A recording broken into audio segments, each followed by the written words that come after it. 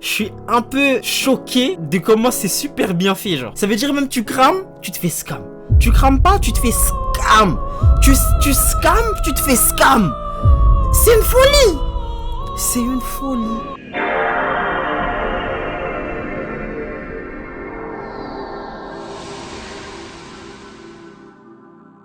Wagwan YouTube, ça dit quoi l'équipe? J'espère que vous allez bien. Moi ça va, alhamdoulilah, vous connaissez votre bug. Et aujourd'hui famille, on est sur une vidéo de Mi-Code. Le titre c'est j'ai infiltré le réseau d'escrocs qui vous harcèlent au téléphone. Je pense qu'il s'agit, et je suis persuadé parce que j'ai vu des gens en parler déjà, c'est une vidéo qui parle des gens qui vous harcèlent voilà au téléphone comme ça. Enfin c'est écrit dans le titre. Mais en gros qui vous appellent sans cesse pour vous vendre des panneaux solaires ou des trucs qui ne vont pas vous servir en fait. Ouais, moi ça me saoule. Parce qu'il y avait un moment, les refs, ils avaient enchaîné mon numéro de téléphone, les gars, ça faisait flipper. J'ai cru mon numéro, il avait fuité limite. Tellement, ils m'harcelaient les refs. Et du coup, moi, je veux savoir c'est quoi qu'ils y gagnent derrière. Parce que moi, ça me saoule en fait. Ça me saoule. Donc, je sais pas, moi, je veux des réponses aujourd'hui. On va regarder ce que Mi-Code il a à nous dire sur le sujet. Installez-vous confortablement, petite boisson, petite collation. Vous connaissez la chanson. C'est parti, let's go, famille.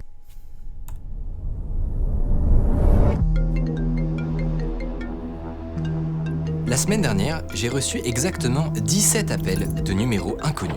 Dingue. Peut-être que vous aussi. C'est à la fois infernal Moi, j'ai pas compté, mais oui, c'est très chiant, il y en a beaucoup. et honnêtement intriguant. Parce qu'au bout d'un moment, on se demande qui se cache derrière. Et qu'est-ce qu'ils y gagnent Vraiment. Il y a quelques années, c'était la grande mode du CPF. Mais aujourd'hui, c'est autre chose.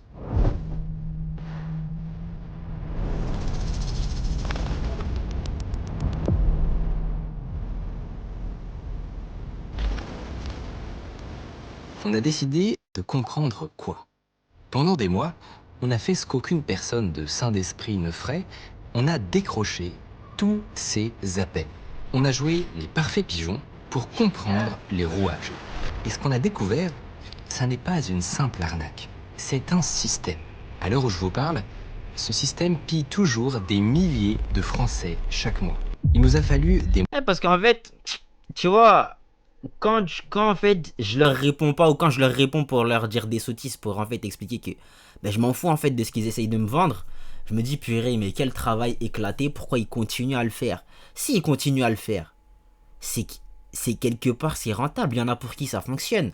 Personne ne continuerait à le faire jusqu'à aujourd'hui s'ils avaient rien à gagner. Donc ils y gagnent quelque chose. Quoi exactement? C'est ce qu'on va regarder là maintenant. Franchement, merci Mi-Code de de s'être sacrifié pour la cause, vraiment. mois pour cartographier ce qui est une véritable industrie du mensonge. Des sociétés par dizaines, des centres d'appel au Maroc, des millions de chiffres d'affaires, et tout en haut, une famille française qui s'enrichit depuis 10 ans en toute impunité. Eh ben, Je vais vous dire sincèrement, j'ai du mal à vous faire confiance. Oh là là, c'est compliqué. Mais arrêtez là. Ah non, bah, je suis là pour vous assister, ne vous inquiétez pas. Voilà, c'est juste pour recueillir et pour recevoir le papier. Ah oui, mais non, je vais pas signer. Moi, je vous ai dit que je suis pas de ça. Je vous ai dit tout à l'heure pour vous êtes en devant moi. Ah non, ça, on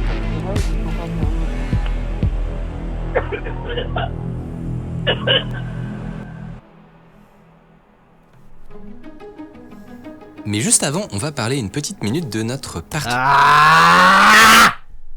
fais ton argent chacal. Désolé. Notre enquête, elle commence par un appel. Un appel un peu surprenant. Ce jour-là, je m'attendais à ce qu'on me vende quelque chose. Mais à la place, on m'a offert 170 €. Soi-disant, avec l'inflation, on y avait tous droit, bla bla bla. Mais alors, Lol. Parce que là, si je comprends bien, ce serait un truc de l'État. Bref, moi, je me méfie souvent des trucs comme ça, les refs. Macron qui veut nous aider? Depuis quand? c'était quoi l'objectif réel de cet appel? Le lendemain, j'ai essayé de rappeler, mais ça ne répondait pas. Mais sur Internet, je trouve des témoignages qui évoquent le même procédé. Ça me semblait un peu bizarre parce que normalement c'est pour payer. directement l'énergie et c'est pas pour avoir les sous pour soi. Léa de CDA, on a déjà essayé de vous contacter concernant votre remboursement de 200 €. C'est par rapport à l'énergie. Vous allez bénéficier de 260 €. Versez-moi Steven Way. Il y a un truc qu'on reçoit 4 fois par jour depuis un certain temps qui nous dit assurance santé. Certains se voient offrir des chèques énergie, d'autres une baisse de cotisation d'assurance, mais à la fin, ils subissent tous la même chose. Des prélèvements bancaires non sollicités. Mais alors, comment on passe de 170 € d'argent gratuit à se faire vider son compte? Et puis, qui se cache derrière ces appels? Si on fait une recherche inversée, il n'y a pas grand-chose qui sort. Sauf que, visiblement... Attends, on peut faire ça? On peut faire ça? Dingue! Les gars, moi je note, hein, recherche inverse, tu peux chercher le propriétaire d'un numéro de téléphone. Les 0162, c'est pas des numéros au hasard. Ce sont des plages réservées au démarchage. Depuis... Voilà, moi les gars, moi j'ai capté ça. C'est pas des numéros au hasard. Ce sont des plages... Ça, moi je l'ai capté depuis. À chaque fois, ça appelle, je regarde le début. Ça a marqué 01, 02, 03, 04. 05 aussi. 06, je peux répondre. 07, je peux répondre. 08, possiblement. Mais tout le reste, je réponds pas. Ok? Réservés au démarchage. Depuis 2023, toute entreprise en France est tenue de les utiliser. Et qui dit numéro régulé, dit numéro traçable. On peut entrer les premiers chiffres sur ce sombre moteur de recherche pour obtenir le nom de l'opérateur. Ici, Maniphone. Ok, c'est l'opérateur qu'on a, c'est pas la vraie personne. Ah, j'aurais voulu avoir la vraie personne.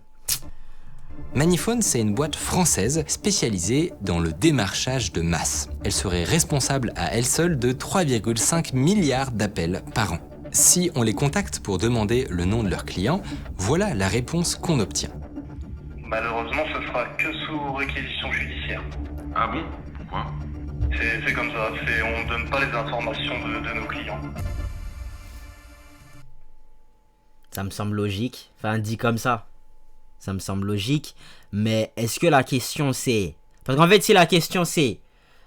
Donne-moi le nom et toutes les informations d'un de tes clients. Bon, là, c'est normal qu'ils disent pas. Maintenant, quel genre de client vous démarchez? Pour moi, c'est pas une dinguerie comme question.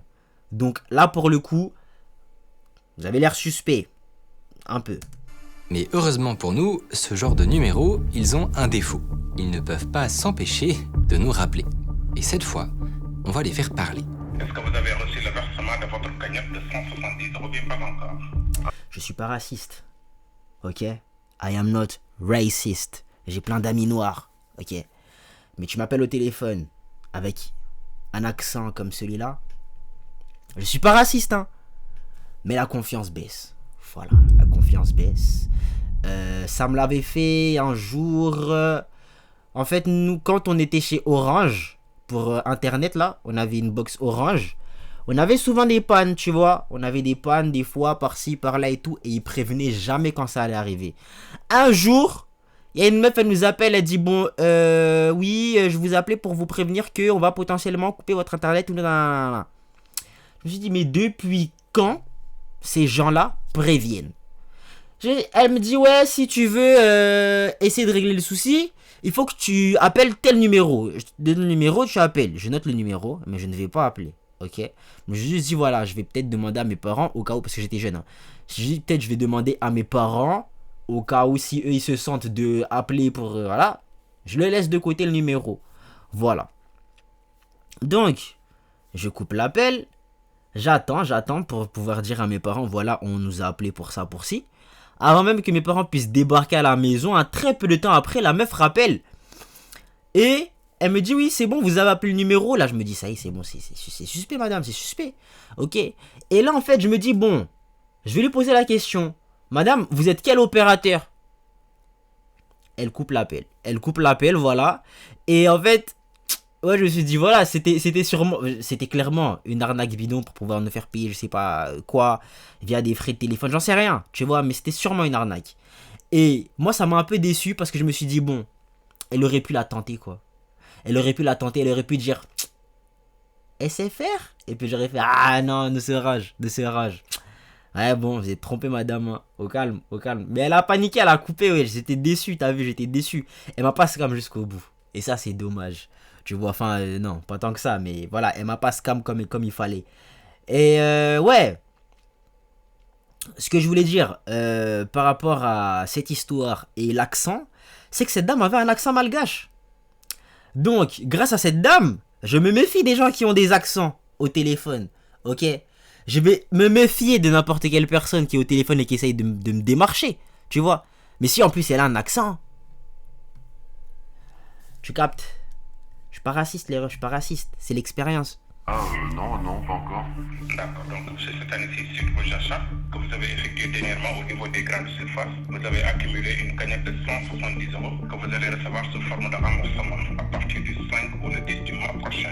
Pour bénéficier de cet argent, le Il faut donner ses coordonnées bancaires, j'imagine.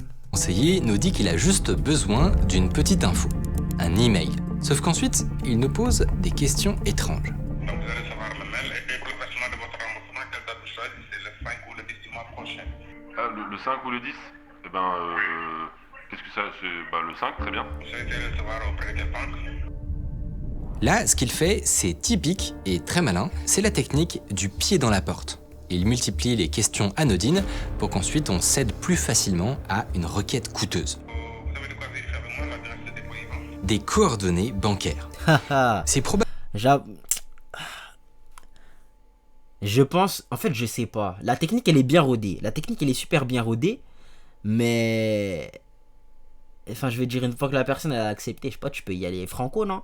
Bon, après, c'est prudent pour eux. C'est prudent pour eux. Lui, c'est un bon scammer, tu vois. Il n'y a pas mes félicitations. Je pourrais pas l'applaudir. Je peux pas l'applaudir. C'est naïri ce qu'il fait. Mais c'est un bon scammer. Il scamme bien. On voit qu'il a de l'expérience. Probablement le moment où tout le monde se méfie. Et pourtant, contrairement à ce qu'on pourrait croire, c'est pas risqué en soi. Donner un IBAN, ça ne suffit pas pour prélever un compte bancaire. Pour ça, il manque un document essentiel, un mandat de prélèvement. Sans mandat, pas de prélèvement possible. Ok. Pour autant, l'IBAN, ça reste... Parce que je me suis tout le temps dit, ouais, donnez-moi vos RIB là, je vais prendre de l'argent. Mais on peut pas en fait. une donnée personnelle, tout comme votre adresse postale ou votre numéro de sécu, ça peut alimenter d'autres arnaques ou une usurpation d'identité. Attends, quoi? Ça reste une donnée personnelle, tout comme votre adresse postale ou votre numéro de sécu, ça peut alimenter d'autres arnaques ou une usurpation d'identité. Ah, ben peut-être que il donne l'IBAN à quelqu'un d'autre qui, lui, a ce mandat de prélèvement, ou bien. Voilà, donc vous allez savoir le versement de votre remboursement, c'est cette IBAN, d'accord? Ah, génial. Merci. Donc c'est bon, du coup c'est bon, j'ai plus rien à faire? Non, on doit vous envoyer tout de suite le mail pour déclencher la cagnotte, d'accord? Et là, ils sont forts. On vient de passer 20 minutes au téléphone, on a donné notre IBAN et on s'attend enfin à recevoir nos 170 €. Et c'est là qu'ils nous disent... Donc, monsieur, juste gardez la ligne, ne raccrochez pas, je vais vous passer le service de validation pour vous envoyer votre mail, d'accord? Ah, d'accord. Parce que là, c'est pas fini. Pareil, c'est typique mais tout à fait vicieux ce qu'il fait là. On est en plein biais des coûts irrécupérables. Si on s'arrête maintenant, ça veut dire que tout ce qu'on a fait jusqu'à maintenant n'aura servi à rien. Donc on va avoir tendance à poursuivre, quitte à accepter des choses qu'on n'aurait jamais acceptées, la tête froide. Et justement, le téléconseiller nous invite à parcourir un PDF. Et cliquez sur accéder au document, un carré en vert, vous voyez ça? Après descendre toutes les pages jusqu'à la fin, c'est voir votre nom, votre prénom avec un bouton qui est marqué confirmer ou bien signer. Cliquez une seule fois, ils vont vous envoyer votre code de sécurité. C'est un document, je pense, qui leur donne littéralement une immunité légalement. Comme quoi, tu as accepté toutes ces conditions éclatées au sol, qu'on pouvait te prélever tant d'argent et nanana. Tu vois? C'est pour ça que des fois, faut lire. Surtout sur un truc comme ça, chacal. Moi, comme j'ai une phobie administrative, je sais que je me serais juste méfié et j'aurais rien fait en fait. Pour sécuriser votre société, quoi. Tiens, il paraît bien pressé de nous faire signer quand même. Bah, de ouf! Comme je vais quand même regarder ce qui est écrit dessus. Bah, là, il y a écrit que ça va me coûter 11,90 € par mois. C'est les frais de service, mais c'est pas vous qui le payez, c'est autofinancé. C'est pour ça le monsieur ne vous a pas demandé un moyen de paiement. Mais d'accord, mais du coup là je signe, mais vous allez pas me prélever d'argent? On peut pas prélever avec l'IBAN si vous n'avez pas l'accusé de réception bancaire. D'accord, c'est quoi ça? Vous connaissez comment ça se passe pour un paiement mensuel, non? On remarque le petit ton suffisant, un peu excédé. On a vraiment l'impression d'avoir posé une question stupide. Non, pas vraiment. Expliquez-moi. D'accord, il y a beaucoup de types de moyens de paiement. L'IBAN, c'est un moyen de versement, c'est pas pour payer. Si vous avez juste l'IBAN, il faut un accusé de réception bancaire. Il faut remplir un papier au niveau de votre banque pour autoriser. Et après, il faut normalement un code qui se compose de à peu près 10 chiffres. Et automatiquement, vous le donnez avec l'IBAN pour autoriser le paiement. Ok, j'ai déjà donné mon IBAN pour qu'on me prélève des tales. Ils avaient pas besoin de tout ça. Ok. Donc, voilà, tu dis des bêtises en fait, chacal. Jargon, des termes techniques, il a l'air de s'y connaître. Sauf que l'accusé de réception bancaire, ça n'existe pas. Je savais. Je savais. La seule chose dont il a besoin pour me prélever, c'est l'IBAN. C'est de ça, le mandat de prélèvement en page 11. Ouais. Ok. Mais c'est ce que je me disais en fait. C'est le document qu'il doit signer. Tu vois? Bon, maintenant j'ai reçu la confirmation. Maintenant faites la même démarche sur le deuxième mail. Pour CDA. Visiblement, ils se sont dit qu'on était le pigeon de l'année. Donc, ils nous ont fait signer un deuxième contrat. Maintenant, on s'attend à ce qu'ils raccrochent. Mais il va se passer quelque chose de bizarre. Le conseiller nous garde en ligne. En fait, je pense qu'ils sont dans une DA, genre la poule aux œufs d'or. Tu vois, on a trouvé le pigeon du siècle. Tout ce qu'on peut lui faire, on lui fait. Tu captes? Ça veut dire toutes les arnaques qu'ils ont sous le coude, ils vont lui donner s'ils peuvent. Donc, rebonjour monsieur, je t'appelle suite à la conversation téléphonique que vous avez précédemment avec mon collègue pour récapituler avec vous l'offre du contrat Solution Malin. Dans le cadre de notre procès, c'est afin d'améliorer notre qualité de service, notre conversation est susceptible d'être enregistrée. Êtes-vous d'accord? Il nous redit bonjour, il fait comme si on ne s'était jamais parlé et il me demande si on peut enregistrer l'appel. Mais ça fait 30 minutes qu'on est là. Ah, je pense qu'il a déjà enregistré tout l'appel. Et que là, il met ça pour faire Zerma. Il lui a demandé l'autorisation pour. Tu captes? Et je pense que même s'il refuse, il y aura sûrement des extraits, genre dans l'enregistrement, là où il a déjà dit oui, qui pourront utiliser pour faire Zerma, il a dit oui. Tu captes? L'arnaque est trop bien rodée, les refs. Elle est trop bien rodée, wesh. Je vais jamais leur répondre. Je leur répondais pas de base, hein. Mais je vais jamais leur répondre maintenant. Pourquoi maintenant? Donc, avant tout, je récapitule l'échange que j'avais avec mon collègue. Ou peut-être qu'il a commencé l'enregistrement maintenant. Vous allez bénéficier d'un accès privilégié sur le site cashback www.economisbalance. Il nous débite un script à toute vitesse où on entend des mots comme plomberie ou assurance juridique, des mots qu'on n'avait jamais entendus jusque-là. Et ensuite, il nous repose des questions 100% identiques à celles de tout à l'heure. Donc, les informations à vérifier rapidement. Le nom de famille, c'est bien le Duc, le prénom, c'est Fabrice. Mais vous avez choisi quelle date, le 5 ou bien le 10, pour recevoir votre cagnotte? Le 5. Le 5 sur le compte FR76. C'est bien ça? Oui. Je vous souhaite une agréable journée, au revoir. Tout ça est très étrange, mais vous inquiétez pas, on y reviendra. Résumons un peu ce qui vient. En fait, ils font une arnaque où ils sont littéralement protégés, genre. Ils ne risquent potentiellement rien du tout. C'est fort, mais c'est très dégueulasse. De se passer. En 30 minutes de téléphone, a priori, je n'ai rien acheté, rien commandé, rien reçu. N'est-ce pas? Et pourtant, contrairement à ce qu'il m'a été dit, j'ai signé 2 contrats. Ces contrats m'engagent à payer 18 € par mois pendant 1 an avec renouvellement automatique. En échange, j'ai accès à des services que je n'utiliserai jamais. Une assistance plomberie, une sorte de cashback sur un site inconnu. Et moi, je voulais juste mes 170 €. Alors où est-ce qu'ils sont passés? Eh bien en fait, ils sont conditionnés à une panne de plomberie. Et même là, ils arrivent sur une cagnotte en ligne, pas sur mon compte personnel. Sans surprise, on vient de se faire niquer. On nous a tout simplement menti. En droit français, ça porte un nom. Oui, il y a une qualification pénale. C'est de l'escroquerie pure et simple. Je reprends la terminologie de l'article 313-1 du Code pénal. On met en place des manœuvres frauduleuses pour vous inciter à faire une opération qui va vous porter préjudice. Voilà. Le droit n'est pas toujours bien écrit, mais la définition de l'escroquerie, elle est bien écrite. Et donc, on est clairement là-dedans. Mais il y a quelque chose qui nous intrigue. Quand on regarde notre contrat, on voit le nom d'une entreprise. D'habitude, les arnaqueurs font tout pour qu'on ne puisse pas remonter jusqu'à eux. Or là, regardez, il y a un nom juridique, la Compagnie des assurances. En quelques clics, on peut voir que c'est une entreprise domiciliée dans le 16e à Paris avec un capital de 100 000 € et dirigée par un certain Yoni Sidbon. Ça n'est pas une coquille vide.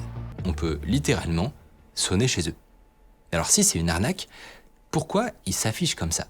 Dans le fond, peut-être qu'ils ne sont pas au courant. On a été démarché par un centre d'appel étranger. Peut-être que le problème vient de là-bas. Mais si on s'intéresse à Yoni Sidbon, on découvre qu'il est à la tête d'une dizaine de sociétés étranges.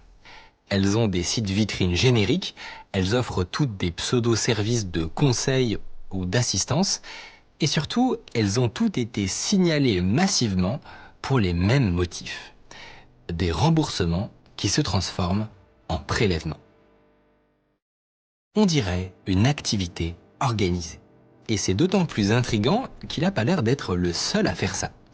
En épluchant les statuts de ces entreprises, on découvre qu'il collabore avec un certain Moïse Sidbon, lui-même à la tête d'une nébuleuse de sociétés douteuses. Alors est-ce que ce serait une industrie familiale? Toutes leurs entités sont intriquées dans des liens complexes. Mais si on prend le temps d'éplucher leurs documents juridiques, on obtient une image claire. L'image d'une industrie. D'abord, toutes les sociétés sont logées dans les mêmes bureaux. Boulevard Flandrin, dans le 16e arrondissement. C'est visiblement leur QG, d'où ils pilotent leurs opérations. Ensuite, il y a deux groupes. Ils sont chacun pilotés par un Sidbon et financés par un troisième. Je pense que, vu la dégaine de sa technique, le fait d'avoir réparti ça sur plusieurs entreprises et tout, même si tout se passe dans un seul et même bâtiment, en fait, peut-être pour la police, ça leur met des bâtons dans les roues dans le sens où ils n'ont pas forcément le temps d'enquêter sur chacune des entreprises. Ça veut dire, ils font les efforts non seulement de se protéger juridiquement, en demandant l'accord littéralement aux gens de se faire arnaquer, en leur faisant signer des documents qui montrent clairement qu'ils ont accepté cette arnaque, et en plus, ils mettent des bâtons dans les roues à la police, genre, en leur donnant genre en fait plein de suspects, or qu'il n'y en a qu'un seul finalement, tu vois. C'est dingue, c'est super bien rodé leur sottise là. Un certain Kenny, ex-banque. Après c'est ce que je pense, hein. Ça se trouve je dis n'importe quoi. En tout cas pour le délire d'avoir plusieurs entreprises. Qui est de Goldman Sachs et domicilié en Israël. Et finalement... Tiens. Ces deux groupes sont organisés selon une logique très spéciale. En haut, il y a des holdings qui engrangent les bénéfices. Et en bas, il y a toutes les entreprises douteuses qu'on voit sur les contrats. Elles n'ont pas de capital, pas de salariés, jamais de bénéfices. Et surtout, dès que l'une d'elles est cramée sur Internet, ils l'absorbent et en créent une nouvelle. C'est exactement ce que je voulais dire peut-être. C'est pas ce que j'ai dit, mais c'est ce que je voulais dire peut-être sûrement. Et ouais, ils ont super bien réfléchi à leurs bêtises. Est-ce qu'on va les attraper un jour? C'est ça ma question. On dirait des fusibles. La compréhension des choses qui doit être celle de la justice, c'est quoi? C'est d'intégrer que l'escroquerie moderne, c'est une entreprise. Vous êtes vraiment dans des entreprises internationales qui ont pour seule visée que d'escroquer les gens. C'est vraiment de grosses structures qui escroquent les gens de manière organisée et qu'il faut appréhender ça. Faut pas se contenter de couper la patte, quoi. Faut couper la tête de l'hydre. Sinon, ça repousse. Maintenant, est-ce qu'on peut prouver qu'ils sont de la même famille? Pas de photos, peu de réseaux sociaux et rien sur les sites de généalogie. Est-ce qu'on peut même prouver qu'ils existent? Je pars loin, je pars super loin. Ils sont du genre discret.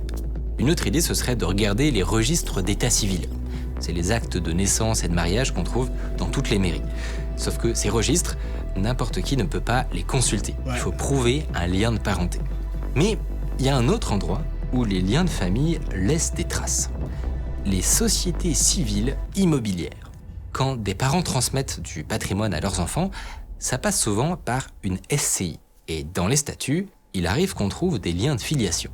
Et si on regarde dans les archives de cette SCI dirigée par Yoni, on trouve un acte de donation qui mentionne en page 7 deux fils, Monsieur Moïse Michael Sidbon et Monsieur Yoni Jonathan Alexander. Franchement, c'est un enquêteur de fou furieux. Hein. C'est un enquêteur de fou furieux. Ça, il a vu, ouais, vas-y, je peux pas vérifier l'acte de naissance, les actes de mariage et tout. Je vais regarder SCI. D'ailleurs, SCI, je crois que, si je comprends bien ce que ça représente, on dirait un moyen de, justement, donner son héritage à ses enfants sans que l'État se gave trop sur l'argent que tu veux donner à tes gosses. Je savais pas que c'était une technique qui existait, j'ai bien envie de me renseigner dessus. SCI, franchement c'est intéressant.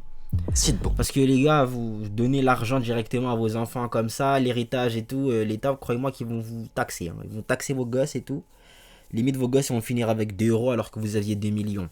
J'abuse, mais c'est réel, hein. Ce que l'État prend, c'est une dinguerie.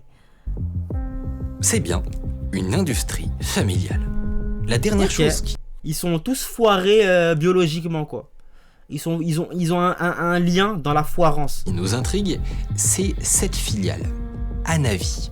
Elle a fait l'objet de signalements particulièrement virulents. Les victimes ne parlent plus de prélèvements de 20 € par mois, mais de 3 ou 5 Quoi 000 €. What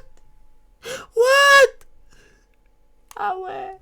Les gars, moi pendant un moment je me faisais prélever, enfin jusqu'à maintenant je crois. Hein. Jusqu'à maintenant je me fais prélever genre 16 € par mois.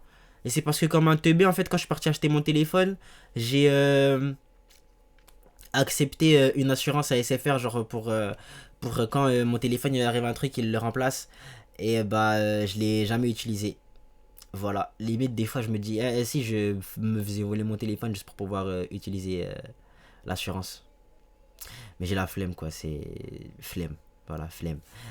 Pour l'instant, leur méthode pour obtenir de telles sommes n'est pas claire. Mais ce qu'on sait déjà, c'est que cette entreprise n'a rien d'une société fusible. 240 000 € de capital, 150 collaborateurs, c'est une vraie entreprise. Et ça a l'air d'être leur nouveau vaisseau amiral.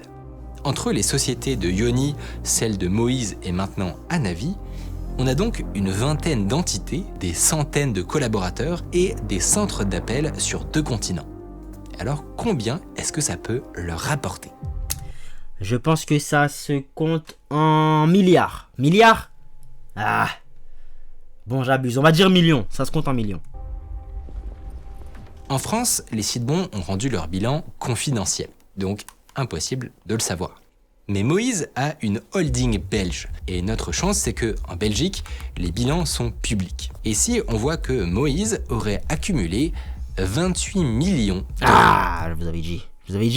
El Mesmero. C'est ce que une seule des holdings de la famille a accumulé. Dingue. En fait, là, il a dit une seule des holdings. Il y en a plusieurs des holdings, ok? Il n'a pas donné le nombre exact. Mais ça veut dire que ces 27 millions, ils sont multipliés. Purée, le scam, c'est rentable de ouf. Le scam c'est rentable de ouf les gars, peut-être j'ai choisi le mauvais plafond.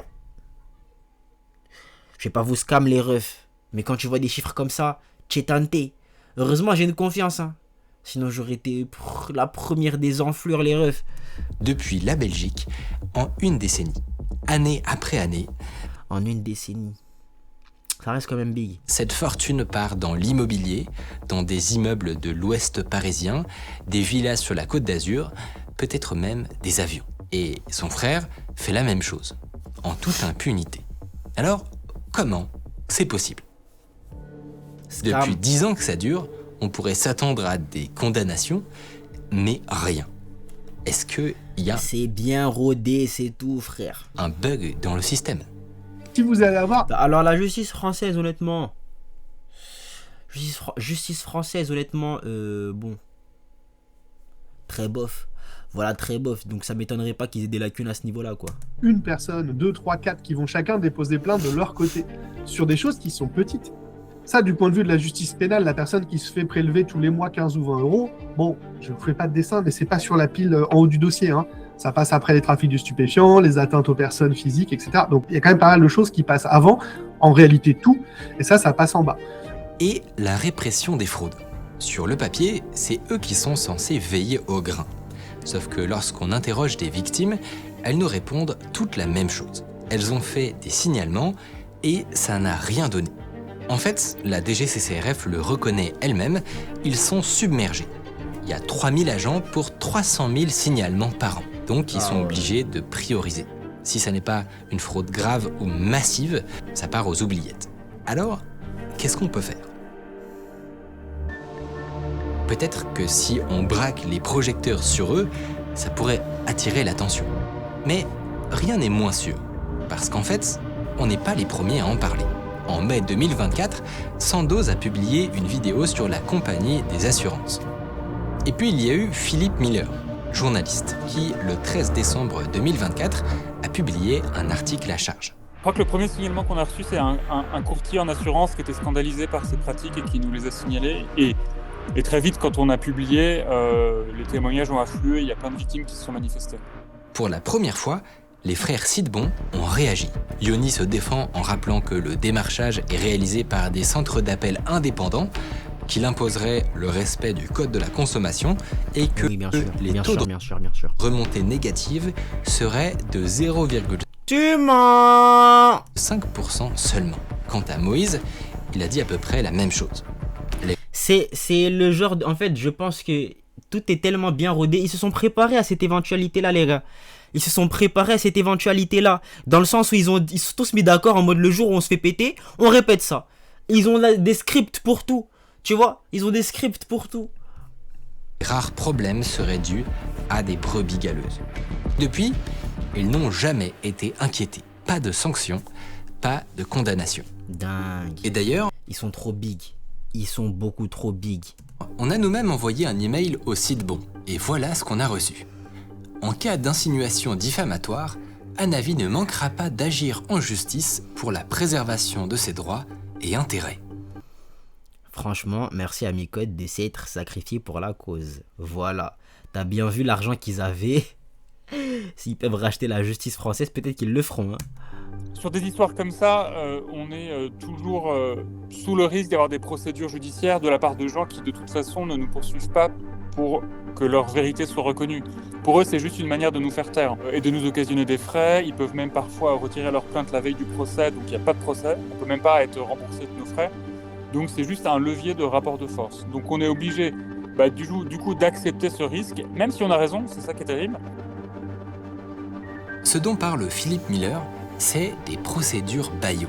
C'est la hantise des journalistes et des lanceurs d'alerte. Si vous gênez quelqu'un, il vous poursuit en diffamation. Pas pour gagner, juste pour vous faire perdre du temps et de l'argent. Vous faire passer des mois à préparer votre défense et surtout vous dissuader de recommencer. Cette situation ne peut pas durer éternellement. Donc on va essayer d'apporter notre pierre. On va chercher des preuves pour attester que c'est un système organisé et que c'est bien eux qui tirent les ficelles.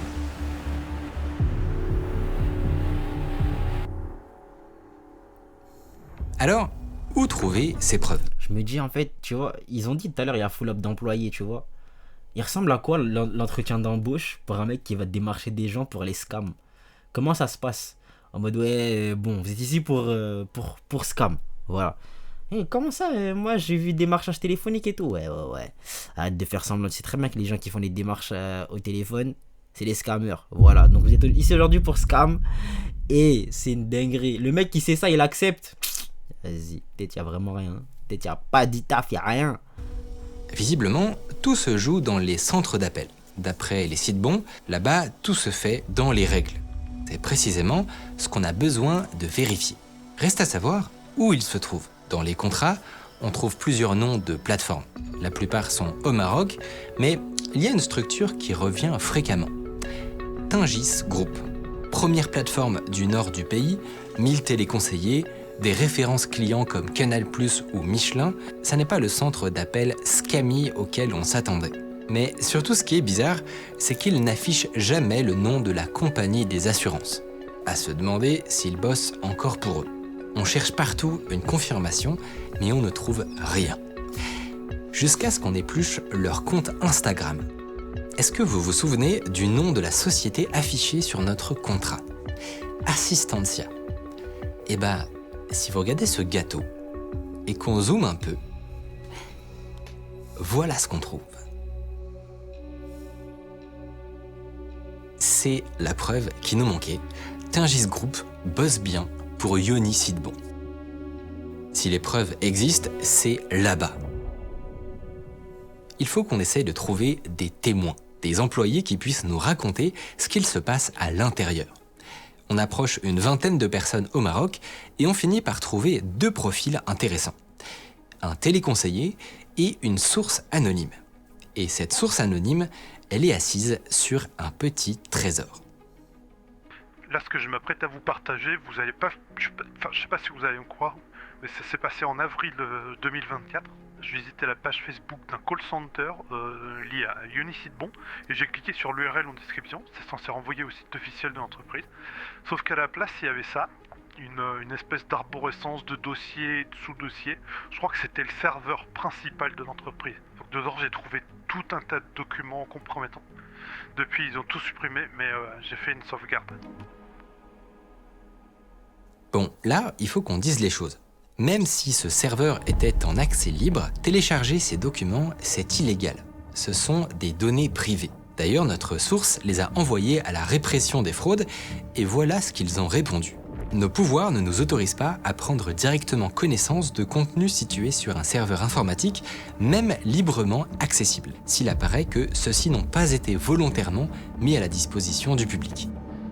La répression des fraudes ne pouvait pas les utiliser. Mais nous, on a quand même décidé de les consulter. Parce que dans ces fichiers, il y a des documents explosifs qui sont clairement d'utilité publique. Donc on a tout anonymisé et on vous montre les éléments les plus décisifs qu'on a trouvés.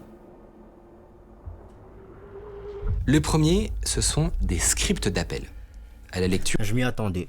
Voilà, je m'y attendais. N'importe quel travail où tu dois démarcher des gens au téléphone, c'est logique. N'importe quel travail où tu dois appeler des gens au téléphone, logique, il y a toujours des scripts. Ils n'ont rien de choquant, pas d'incitation à mentir, ils sont plutôt lisses, mais derrière il y a un deuxième dossier avec des enregistrements de vente. Ce sont tous les appels réussis des 3 derniers mois. Et à l'écoute, pas un seul ne suit le script officiel. À la place, on entend un discours qu'on reconnaît tout de suite. C'est Emma en fait de la part de votre service de téléconsultation. Et on a constaté sur votre dossier administratif que vous êtes en train de payer un service que vous n'utilisez pas, n'est-ce pas? Donc à partir du mois prochain, madame, au lieu de repayer les 21,90 €, vous allez payer que 11,90 €. Vous allez faire des économies. Puisque vous n'utilisez pas le service de la téléconsultation médicale, vous faites que des consultations normales. À partir du mois prochain, il vous restera le service uniquement à 11,90 €. Là, c'est juste pour vous faire alléger vos dépenses.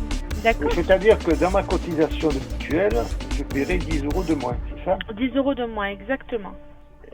Je comprends pas, ça va être... En fait, je suis méfiant de base. Je suis de nature méfiant. Ce genre de sottise, tout de suite, je me dis, ah, c'est trop beau pour être vrai. Tu captes? Et puis moi, à la base, j'ai rien demandé. Ça veut dire que ton affaire, là, elle m'intéresse pas. Ok? Garde ta réduction. Déjà, moi, je paye rien du tout. Tu vois? En fait, nous, comme on est jeunes, on a le nez dans toutes ces affaires-là, tu vois, on sait la technologie, comment ça fonctionne, tu vois. Lui, il va essayer de nous convaincre que oui, on est en train de payer un truc, on sait pas qu'on le paye. On est en train de payer un truc qu'on n'utilise même pas. On va aller dans notre compte, on va regarder nos historiques de prélèvement, notre historique d'achat et tout. On va voir qu'on n'a rien payé, qui était anormal et qui était à 22 €, je sais pas combien. Donc, il pourra rien nous faire, tu captes. Et puis si moi, j'ai plus envie de le payer, ce truc, je le bloque. Tu captes. La révolute aujourd'hui, ma gueule. On a des banques, on a des trucs modernes et tout, t'as vu, ça veut dire... ça là, ça marchera pas avec nous. Mais les vieux là, les vieux qui aiment trop sauter sur les bons plans. Or que l'être humain, il est vicieux. Dehors, le monde, il est méchant. Tu vois, dehors, c'est chaud. C'est-à-dire les vieux là, faut les surveiller, hein. Faut les surveiller de ouf. Moi, je sais pas si le jour où j'ai répondu au téléphone là, sous prétexte qu'il allait avoir une coupure de la box Orange, si ça avait été mon père ou ma mère qui aurait répondu, est-ce qu'ils auraient réagi de la même manière? Tu captes? Ma mère, honnêtement, je sais pas. Mon père, je sais qu'il est aussi de nature méfiante et qu'il aurait pas accepté ce genre de sottise. Mais ma mère, I don't know. C'est pas la plus à l'aise avec la technologie. Ça veut dire peut-être qu'elle aurait cru. Peut-être que pour elle, ce serait normal de... Ça veut dire qu'il faut faire bellec. Pour nous, j'avoue que c'est débile. Qu'on n'aurait pas sauté sur son offre là. Mais, pour les plus vieux, qui n'ont pas l'habitude avec tout ça, faut les surveiller les refs. Ma mutuelle qui va me baisser de 10 euros. Tout à fait, oui. Et c'est nous qui s'occupent de tout ce qui est baisse tarifaire. La page vers le bas, défilez vers le bas, défilez doucement vers le bas, et vous allez voir signer le contrat. Il y a jamais. Lisez attentivement le contrat, et une fois que vous êtes sûr de ce que vous voulez faire, vous allez signer tout en bas. Non. On est en fait dans... Il faut accélérer le bail. Pourquoi Les gars, on va revenir dessus. Le sentiment d'urgence. Comment ça s'appelle? FOMO. Fear of missing out. Ils sont en train de jouer là-dessus, littéralement. Ils sont en train de jouer sur le mindset. Ils sont en train de jouer sur plein de biais cognitifs. C'est une folie. C'est des manipulateurs pro max. Ces gens-là, honnêtement, ils ont beau être mauvais. En vrai de vrai, ils ont du talent. Ils ont du talent, pourquoi? Parce que t'es en train de convaincre quelqu'un à faire un truc qu'à la base il voulait même pas faire. Tu captes? Ça veut dire c'est des commerciaux dans l'âme. Je crois, hein. Pour la plupart, hein, c'est des commerciaux dans l'âme. C'est juste qu'ils sont en train de gaspiller leur talent dans des sottises comme ça. La vérité, allez ailleurs. Ouais, je gaspille pas votre talent pour ça. Moi, ça me brise le cœur un peu. J'aurais tellement voulu être commercial, les gars. Enfin, tellement. J'aurais voulu. Cliquez 3 clics successifs et dites-moi que voilà, il faudra cliquer dessus 3 fois. Tout en bas de la page, vous devez cliquer ici pour signer le recueil des besoins. Là, vous devez cliquer 3 fois pour sécuriser vos coordonnées personnelles résidentielles. Oui, 3 fois d'affilée. 1, 2 et 3. Encore une fois, les refs. Pardon. Encore une fois, hein. Je ne suis pas raciste. Mais t'arrives avec ton accent... Parce que c'est quoi? Ils ont dit les centres d'appel, ils étaient au Maroc. T'arrives avec ton accent marocain et tout. Je vais me méfier encore plus. J'ai rien contre mes frérots marocains. Et mes sœurettes marocaines. Mais maintenant, on parle de démarchage téléphonique. Tu vois? Je vais me méfier. Accent, pas accent, je me méfie déjà. Mais accent en plus, je me méfie encore plus. Les mêmes étapes, le même piège, répété encore et encore par tous les téléconseillers. C'est la preuve qu'on cherchait. La preuve d'une pratique systématique. On découvre aussi le profil des victimes. Des personnes âgées, seules au bout du fil, qui n'osent pas raccrocher. Certaines disent 10 fois qu'elles ne veulent pas signer, mais en face, ils sont sans pitié. Ensuite, vous allez être redirigé vers une autre page. Oh là là, c'est compliqué, hein. Je vais arrêter là, moi, ça me... Ah non, je suis là pour vous assister, ne vous inquiétez pas. Nous sommes enregistrés déjà dans des mesures de sécurité et de qualité, donc vous êtes protégés et moi-même je suis protégée.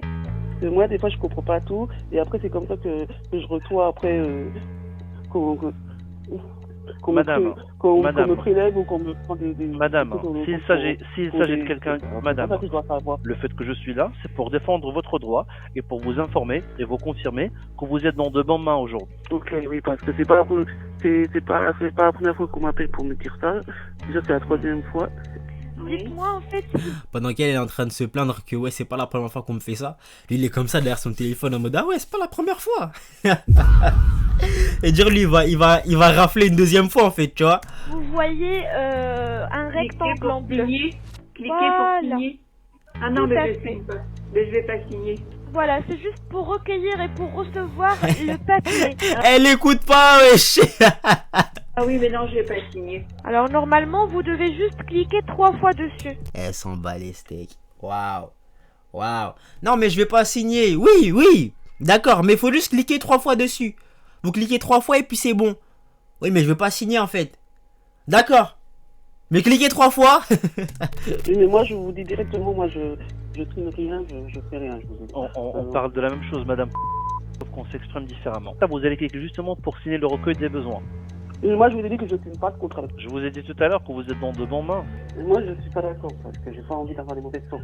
C'est ça vraiment ce qui est choquant. C'est ce qui est choquant pour moi, c'est ça.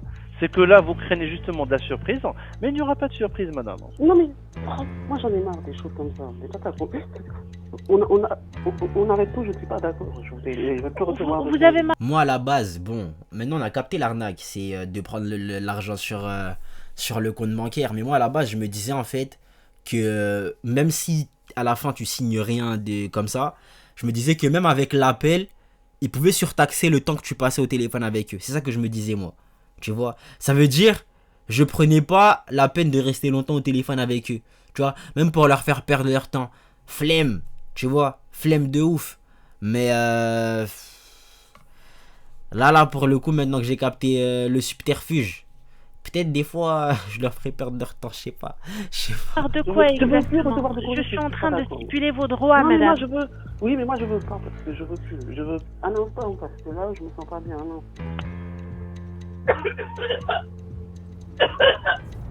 Je vais vous dire sincèrement, j'ai du mal à vous faire confiance. Non, mais on entend tellement d'arnaques que j'ai... Vous avez compris, vous avez raison, mais rassurez-vous, vous êtes en fait dans l'âge de ma maman. Ma maman, elle est née, en fait, elle est plus grande que vous, en fait, vous êtes un petit peu jeune. Elle est née en 1948, maman. Ah oui? Oh, on a qu'un an différent. Donc, je vais pas vous arnaquer, madame, rassurez-vous. C'est exactement ce que quelqu'un qui va m'arnaquer aurait dit. Là, on repense à notre propre appel. L'enregistrement déclenché après 30 minutes, les questions posées 2 fois, le texte débité à toute vitesse. Tout ce qu'on trouvait bizarre a soudainement une explication.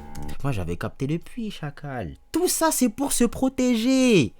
Le jour où ça va leur dire oui, mais ils m'ont volé de l'argent, ils vont dire non, tu leur as donné cet argent. Et aux yeux de la loi, je suis persuadé, et il me semble que j'ai déjà vu des cas comme ça, hein, dans cette affaire, le fait qu'aux yeux de la loi, tu aies donné ton accord, il n'y a pas d'arnaque, parce qu'ils t'ont posé la question, tu vois. Certes, pendant qu'ils étaient en train de parler avec toi, ils ont fait du rentre-dedans hardcore, t'as vu, et c'est quoi? Ouais, ils ont fait du rentre-dedans hardcore. Cette partie-là, ils l'ont pas enregistrée. Ils vont juste enregistrer la partie où toi, tu donnes ton accord. Et là, c'est foutu pour toi. Donc, les refs Bellec, moi, je vous le dis à vous. Mais je pense que dans la commu, il y a vraiment très peu de personnes qui pourraient tomber face à ce genre d'arnaque. Par contre, pour ce qui est des personnes âgées, comme on le voit là actuellement, c'est une autre histoire. Ok? Purée. D'un côté, on a un enregistrement de 40 minutes d'une grand-mère malade qui tousse bruyamment et qui répète 10 fois qu'elle ne veut pas signer. Et de l'autre côté, on retrouve le même audio, mais réduit à 5 minutes. Par la magie du montage, on entend désormais un téléconseiller qui respecte le script officiel et une dame en bonne santé qui signe des 2 mains. Il fabrique des faux. Mais pourquoi ils ont besoin de faire ça? Eh bien, c'est notre deuxième témoin qui va nous l'expliquer. Moi, j'ai été superviseur pendant 4 ans au Tingis Group. En fait, le montage, c'est une arme contre les clients. Beaucoup de gens découvrent qu'ils sont prélevés au bout d'un mois ou 2. Alors, ils appellent le service réclamation, ils disent qu'ils ont été trompés et ils menacent de porter plainte. Sauf que si on cédait, il n'y aurait plus de business. Donc, on leur sort l'enregistrement pour leur montrer qu'ils ont dit oui. C'est un outil de pression psychologique, ni plus ni moins. Ok, donc toi, tu as été catapulté, donc superviseur pendant 4 ans. La question que je me pose, c'est comment on finit justement par être acteur de ce genre de pratique d'arnaque. Mais quand on arrive ici, on ne sait pas que c'est une arnaque. C'est un service de démarchage téléphonique classique. Personne te dit que tu dois mentir. En fait, c'est beaucoup plus insidieux. Les premiers jours, tu utilises les scripts, mais tu vois que ça marche pas. Parce que c'est des contrats, c'est de la merde. Donc tu écoutes ce que font tes voisins et tu comprends qu'en fait t'as pas le choix. Si tu veux survivre, tu dois mentir. Donc on se trouve des raisons. Il y a le côté ouais, les Français ils sont riches et donc tu te dis ok, je m'en fous, c'est rien pour eux. Mais quand je vois à quel point ça ruine la vie des gens, ouais, j'ai honte de ce que j'ai fait. Ouais, bien sûr, je comprends. Mais et Yoni Bon, tu penses qu'il était au courant de ces pratiques? Ben, Yoni, il venait régulièrement nous visiter au Maroc. Le découpage, il le faisait devant ses yeux. Enfin, il a jamais rien dit. De toute façon, un système comme ça exploite toutes les limites de la justice française. Le modèle de Yoni Sitbon est bien rodé, mais il souffre d'un défaut majeur. 15 € par mois, c'est des miettes. Pour que ça tourne, il faut signer en masse. Donc Yoni sous-traite à des centres offshore, sauf que, d'après nos sources, ces centres ont des taux de conversion catastrophiques. Aujourd'hui, quand tu décroches un appel spam et que tu entends un bruit centre d'appel puis un accent étranger, tu vas rarement plus loin. C'est ça. Résultat, Yoni se retrouve à devoir financer des centaines de positions à 200 ou 300 € par mois, des charges fixes qui grignotent chaque année un peu plus son profit. Et c'est là que le grand frère... Pourquoi les gens qui se font des tals, ils sont radins de fou? Chacal, tu fais des millions. Si j'ai bien compris, hein, tu fais des millions. Finance ton arnaque dans le bon, frère. Finance ton arnaque, prends des gens qui sont investis, tu mets les tals et tout, tu vois. Intervient. En 2020, Moïse s'est lancé dans un nouveau business. Bon, je rigole, hein, enfin... Je dis ça juste pour dire que je reproche aux riches d'être des radins. Mais n'investis pas dans ton arnaque. Genre, arrête là ton arnaque, Yoni. S'il te plaît. Qui a l'air de régler tous ces problèmes. Anavi. Bienvenue chez Anavi. Ici, nous sommes 150 collaborateurs réunis sur 600 mètres carrés où les journées sont rythmées par l'accompagnement de nos clients. Un environnement moderne et dynamique où l'esprit d'équipe est au cœur de notre quotidien. Si vous cherchez une équipe engagée et stimulante, on vous attend. C'est le scammer le plus convaincant qui puisse être, genre. C'est super bien fait. Chez Anavi, tout est différent. Prospection ultra ciblée, opération depuis le sol français, et cette fois, les plaintes ne parlent plus de prélèvement à 15 € par mois, mais de 5 000 €. Ah ouais! Ah ouais! Ça veut dire même s'ils en convertissent pas énormément, ceux qui vont réussir à convertir, c'est des giga grosses sommes! Purée! Aïe. Tout porte à croire que c'est la version 2.0. Et quand on regarde d'où ils opèrent, on n'en revient pas.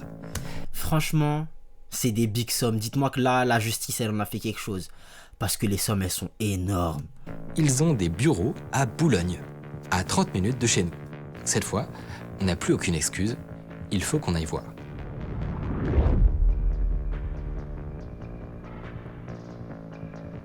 Je me demande si c'est légal, les caméras cachées.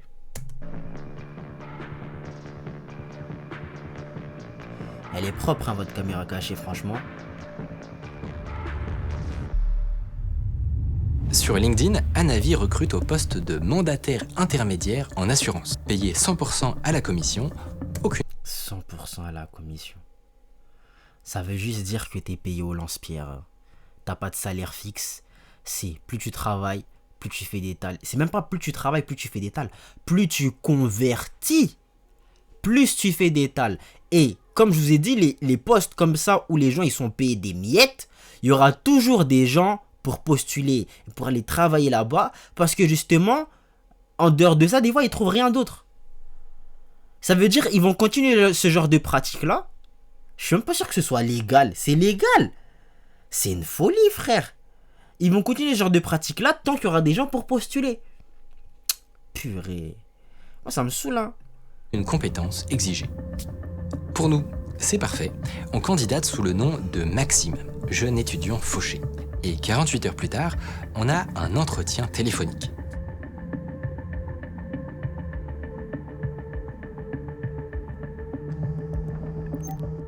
En tout cas, moi, pour tout vous dire, votre profil est plutôt intéressant, de ce que j'entends au téléphone, de vos ambitions un petit peu. Donc l'idée, ça va être pour vous de prendre un rendez-vous avec ces personnes au téléphone, leur indiquant que l'idée, c'est qu'ils feront un point avec moi, techniquement, ou d'autres membres de mon équipe, en tant que conseiller en gestion libérale. D'accord. L'idée, techniquement, enfin, si je parle dans les termes, ça va être d'essayer de leur vendre des contrats d'assurance.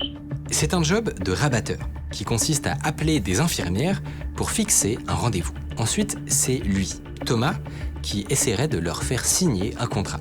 En cas de succès, il me reverserait une partie de sa commission de vente. C'est que en cas de succès. Ça veut dire si vous faites ça en boucle et que à chaque fois les gens ils refusent, ils ne signent pas, vous aurez travaillé gratuitement. Et c'est ça que je trouve super vicieux en fait. La prospection que vous allez forcément commencer à bien gagner votre vie. Ouais. Ok, d'accord. À bien gagner votre vie, vas-y. Ah ouais, d'accord. Moi j'ai besoin uniquement de personnes qui soient motivées, qui n'aient pas peur de ça, qui aient plutôt confiance en elles et qui soient prêtes à pas forcément radier au bout de 2-3 mois, vous voyez ce que je veux dire, ça prend. En fait, c'est un monde de scammers, tout le monde scam. Tout le monde scam en fait. Tu bosses dedans, tu scams, et tes employés, et tes clients, façon de parler, hein. Tout le monde se fait scam, tout le monde scam tout le monde, tout... Purée. C'est une folie, frère. Un petit peu de temps, et vous former au poste de commercial conseiller en gestion libérale. Et là, de vous développer votre portefeuille. En gestion libérale. Commercial conseiller en gestion libérale. Et là, de vous développer votre portefeuille client et faire ses... Parce que je suis pratiquement sûr que tu signes un contrat là où il y a un lien de subordination, mais il n'y a pas le salaire. Ces gens-là sont vicieux. Ils sont vicieux à mort. En fait, quand tu scams des gens et que tu fais de la létale comme ça, tu te fais ton argent haram là. Reverse au moins, les gens ils mangent bien à la maison et ils puissent remplir leur frigo un minimum. Tu vois. Bref, allez pas taffer dans... Maintenant en fait, ce travail-là à la base, hein, même si il y a des gens ils font ça en mode... normalement, genre... Comment ça s'appelle? Centre d'appel. Un centre d'appel. Ça, j'ai grave pas envie d'aller bosser dans un centre d'appel. C'est mort. Jamais de la vie je vais là-bas les gars. Et à ce moment-là, vous recrutez du monde aussi pour qu'on fasse votre prospection, etc. Ah d'accord, ouais je vois. C'est ça. Donc à la suite, concrètement, créer aussi votre équipe pour que des personnes prospectent pour vous. Et pour que dans certains... Système pyramidal, purée, système pyramidal. C'est fort les gars. Au bout d'un moment, faut applaudir. Faut applaudir parce que le recruteur là actuellement, je pense que c'est juste un scammer qui était employé à la base. Et en gros, ce qu'on est en train de voir là actuellement, la situation à laquelle on est en train d'assister, c'est un mec qui est en train de remplir sa pyramide en dessous pour pouvoir becter plus. Tu vois, il était en bas, il fait son équipe, comme ça il est en haut de quelque chose et il becte aussi. C'est une dinguerie. C'est une dinguerie.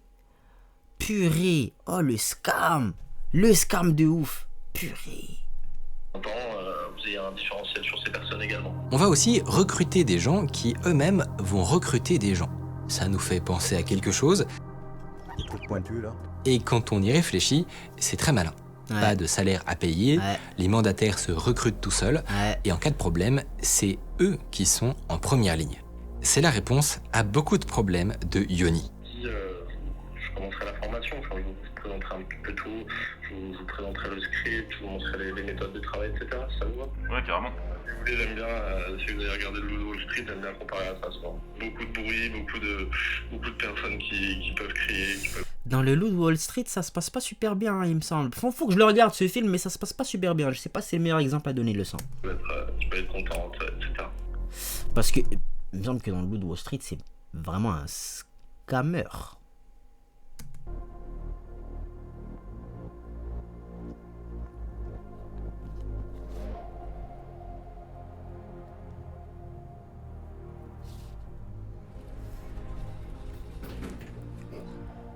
Bonjour, ouais. Bonjour, enchanté. Ça va? Très bien. Très bien. C'est... Ouais, c'est ça. On va une journée type un petit peu ce que ça ressemble. Donc voilà, tu as plus ou moins toutes les informations à ce niveau-là. Annuaire des infirmiers remplaçants. C'est ça. Donc ça c'est sur quoi on travaille depuis que j'étais même pas là, quoi. Ils travaillent dessus depuis des années, ça continue de marcher. En fait, leur système là, ils auraient pu vendre un truc concret qui aide réellement les gens et pour le coup pas faire un scam. En fait, tous ces efforts juste pour prendre de l'argent sans rien donner en retour. Pourquoi faire? Vas-y. Enfin, pourquoi faire? On sait pourquoi faire, mais... Pourquoi faire quand même, quoi? Thomas nous partage un script d'appel intriguant. On ne doit pas se présenter comme Anavi, mais comme le service conformité Madelin. Et on n'est pas là pour vendre des produits d'assurance, mais pour faire un point sur leur dossier administratif. Pareil, la conformité Madelin. Non, le service conformité Madelin, c'est une forme d'accroche. En gros, tu peux utiliser une accroche, l'idée c'est pas dire le nom dès le début de l'entretien. Voilà un point qui est fondamental. C'est-à-dire, quand vous m'appelez pour me dire Maître Delhommel, on veut vous interviewer, je me présente pas en disant Delhommel, avocat d'État rattaché au ministère. Non, je suis une boîte privée, on est une CELARL. une SARL dans le langage courant. Mais là, le point de départ, la présentation, elle est tronquée, elle est fausse, elle est mensongère, elle est trompeuse, elle est tout ce que vous voulez. Mais voilà un truc intéressant. Encore une fois, il faut pouvoir l'objectiver sur pas mal de conseillers pour pouvoir dire que c'est un fonctionnement d'entreprise. Ok ? Et toujours bien différencier le côté mouton noir isolé qui a fait n'importe quoi, il s'est trompé celui-là, d'ailleurs on l'a licencié, il était nul, ou ils font tous pareil. Donc soit ils sont tous débiles, soit ils sont tous formés. Le responsable encourage Maxime à s'asseoir à côté d'un prospecteur pour s'inspirer des meilleurs. Et détail qui aura son importance, il lui prête son propre carnet de notes. Sur le moment, notre infiltré n'y prête pas plus attention. Il s'assoit, commence à écouter ses voisins et il découvre des fous furieux. Oui, bonjour monsieur du service conformité Madelin. Je vous contactais par rapport à votre... Ok, vas-y, carré, c'est super. Je vais la harceler, j'en ai rien à faire. Ah d'accord. Ah ben d'accord. Ok. Le harcèlement, je crois pas que ce soit légal ça non plus. Voilà. Choisis ton crime en fait. Ok. Soit tu arnaques, soit tu harcèles. Ok. Tu peux pas faire les deux. Je trouve pas ça bien. Bon, je trouve pas ça bien si tu fais un des deux. Mais si tu fais les deux en même temps, c'est super pas bien. Faire craquer jusqu'à qu'elle me bloque. Votre appel a été... Allô? Oui madame. Vous m'avez pas laissé finir? Oui, je sais, mais j'ai des appels comme vous 3 fois par jour, 4 fois par jour. Et madame, mais madame, c'est pas du démarchage, hein. On n'est pas dans un but de démarchage, là. Je sais, mais bon, au bout d'un moment, quand on a 3 ou 4 appels pour la conformité Madelin, pour les libéraux de santé, on en a marre. Je suis en train de travailler. Là, mais madame, si on vous appelle, c'est qu'il y a une raison. C'est pas pour rien. Faire une vérification sur vos protections sociales, vérifier que tout est bien mis en place et faire des ajustements. J'ai tous les assurances, j'ai tout ce qu'il faut. D'accord, mais madame... Arrêtez de m'appeler. Mais c'est... Notre voisin rappelle 10 fois le même numéro en 3 minutes. Et ce qui est fou, c'est qu'ils sont totalement décomplexés. À un moment, toute l'équipe va taper son numéro sur un site de signalement anti-spam. C'est quoi? C'est un truc qui vérifie si ton numéro il est en spam ou pas. Moi, mon numéro était en spam. Sérieux, le tien? Ah oui, déjà, j'avais 64 signalements, 74% agressifs, malveillants. Ouais. C'est quoi comme site? Il a déjà 53%. Orange téléphone, Il y a 53% de malveillance. Je sais pas, tu sais que 40%. Quoi? Ah ouais? Ah ouais, t'as un record, toi. C'est le numéro qui, ça? Le mien. Toi, t'as 13 signalements, t'as vu? Eh frérot, faut que tu dormes moins au téléphone. Hein. Mais alors, ce harcèlement téléphonique, à quoi il sert? Qu'est-ce qui se passe pendant les rendez-vous? Notre infiltré demande à Thomas s'il peut écouter un de ses appels clients. Mais il n'est pas très chaud. C'est frustrant parce que s'il y a une arnaque, c'est à la signature du contrat. Ouais. Donc, on ne sait pas trop quoi faire. Et c'est à ce moment qu'il se rend compte de quelque chose. Le carnet que Thomas lui a prêté, il n'est pas vierge. Il contient 2 scripts de rendez-vous. Le premier, c'est un script pour vendre un produit qui s'appelle la SPP, une assurance à 50-100 € par mois qui débloque une assistance juridique. C'est le même genre de produit douteux que chez Yoni, juste 10 fois plus cher. Mais derrière, il y a un deuxième script de 10 pages. Et celui-là a l'air d'être le cœur du business. Ce script vise à vendre un PER, un plan d'épargne retraite. Vous cotisez 100 ou 200 € par mois pendant 30 ans et à la retraite, vous obtenez une rente. Alors déjà, il faut savoir que ce produit, pour les courtiers et les assureurs, c'est la vache à lait par excellence. Vous devez payer des frais de versement, des frais d'investissement, des frais de gestion, jusqu'à 5% par an. Et comme l'épargne est bloquée et que vous continuez de cotiser toute votre vie, il se gave pendant 40 ans. Bon, à la limite, c'est un mauvais produit. Soit. Mais quand on lit le script de vente, on comprend pas bien. Tous les termes commerciaux ont été remplacés par du jargon administratif. C'est pas du démarchage, c'est un entretien de conseil. On ne vend pas un produit. On évalue l'éligibilité à la défiscalisation. Ensuite, le script recommande de taper sur le clavier comme si on cherchait le produit le plus adapté, puis de jouer la surprise à la lecture du résultat. Un PER intitulé Optimum Vie. Et finalement, il faut surtout pas parler de signer un contrat. Vous demandez un retour de mail pour ouvrir des droits. Bon, c'est déjà préoccupant, mais il y a encore un élément qui n'est pas clair. Comment les victimes perdent 5 000 €? A priori, l'argent d'un PER, c'est un investissement. Mais on leur dit pas ce qui se passe, tu vois, on leur dit pas. Je pense que c'est toujours rodé de la même manière. T'as vu? On leur fait signer un document qui explique exactement ce qu'on va faire avec leur compte bancaire. Et du coup, on prend l'argent juste, on demande rien. Je pense que c'est comme ça. Il va dans la poche de personne. Il y a des gros frais, mais ça ne fait pas des milliers d'euros. Alors, c'est quoi le piège? On n'en saura pas plus sur place. Mais quelques jours plus tard, on a réussi à approcher d'anciens mandataires repentis. Et ce qu'il nous révèle, c'est que le PER Optimum, il contient en réalité une clause spéciale. Une garantie qui apparaît ici, sur une petite ligne du contrat. L'adhérent déclare avoir été informé de l'étendue de la garantie complémentaire en cas de décès et de son coût. Et évidemment, les personnes qu'on a interrogées nous ont expliqué que cette garantie n'avait jamais été mentionnée au téléphone à la signature. Et toujours écrit un tout petit en bas du document, tu vois. Autant je ne lis jamais les conditions de vente quand il s'agit d'Apple, Google, peu importe, je sais pas quelle boutique où j'ai acheté un ordinateur ou un téléphone ou je ne sais quoi, tu vois. Mais sur un truc comme ça, les refs, lisez, hein. Lisez. Voilà. Apple, je veux bien qu'ils mettent des conditions de vente où c'est lunaire, où il y a des trucs de ouf.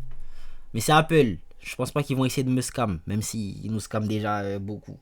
Mais ça va, c'est du scam, on a accepté. T'as vu, même quand on s'en rend compte, on accepte. Eux, lisez.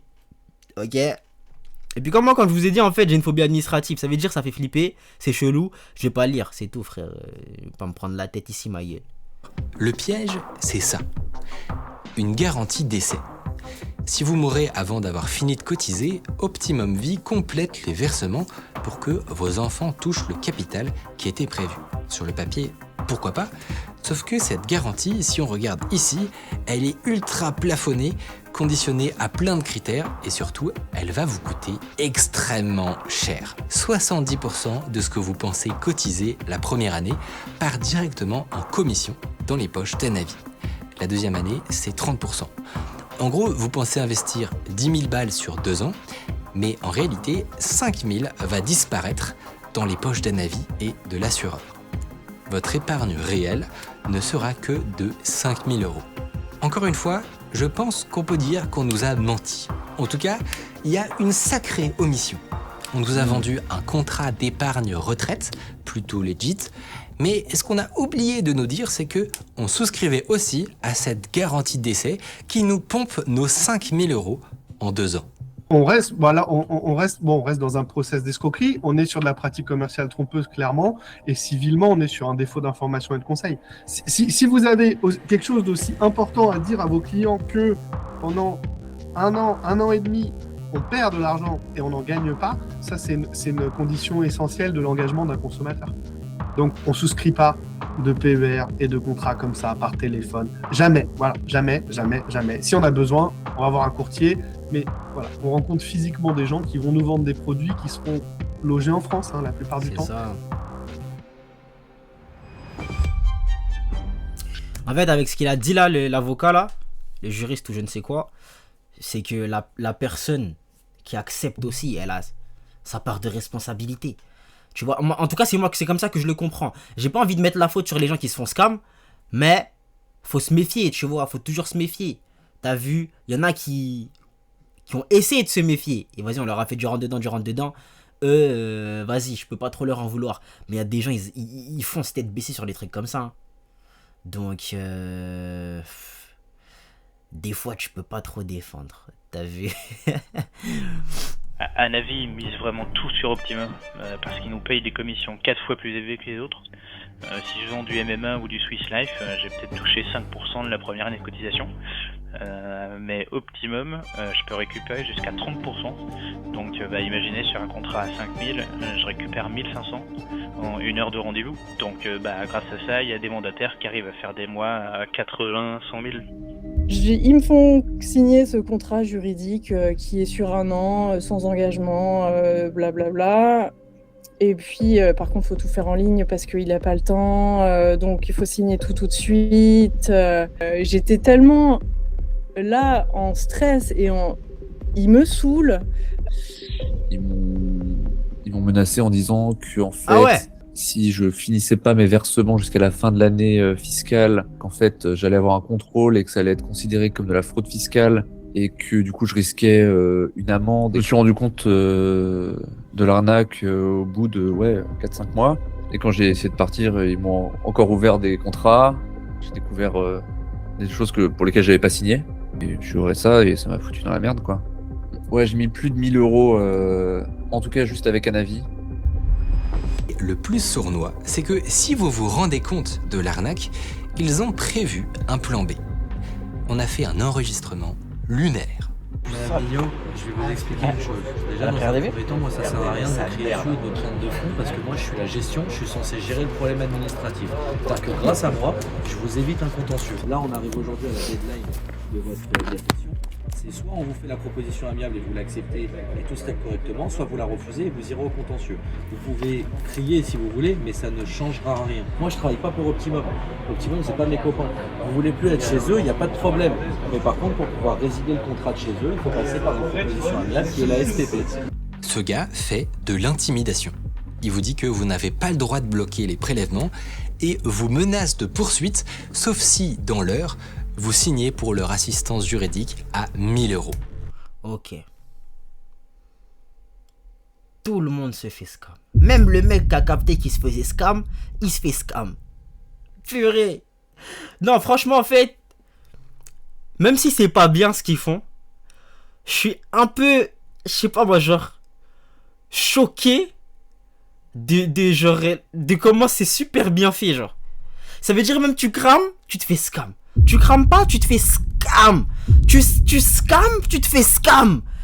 C'est une folie. C'est une folie. Wesh. En fait, j'étais en pleine consultation entre deux clients et il m'a mis à pression en fait parce que j'avais pas le temps de réfléchir à tout ça. Et il m'a mis le doute. Mais c'est hallucinant en fait. On se retrouve à se dire, mais en fait, on est complètement crédule. Je sais pas comment ils se débrouillent pour réussir à nous retourner le cerveau, mais c'est assez bluffant. Dingue. Si les sites bons ne se sont jamais fait choper, c'est pas par hasard. Ils ont créé un système parfait. Société jetable, enregistrement trafiqué, mandataire fusible.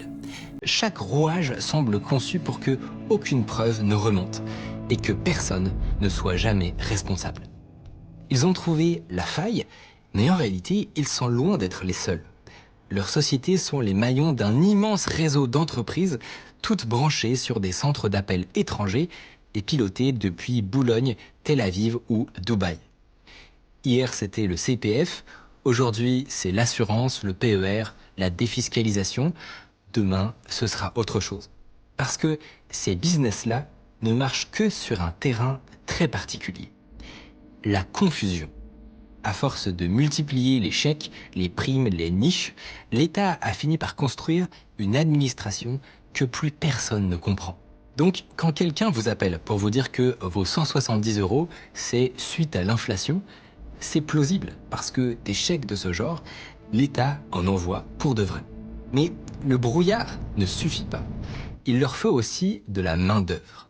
Des jeunes recrutés sur LinkedIn ou TikTok à qui on promet 10 000, 30 000, 100 000 euros par mois, sans diplôme, sans expérience, sans patron.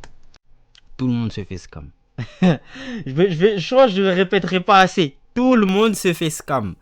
Purée. En fait, ces gens-là, grâce à ça, si vous captez pas en fait à quel point c'est une folie, c'est réussir à convaincre quelqu'un de taffer comme un salarié, d'être sous vos ordres comme un salarié, entre guillemets, hein, parce que quelque part t'attends des objectifs, tu vois, et sans avoir à fournir les obligations que tu vas demander à un salarié.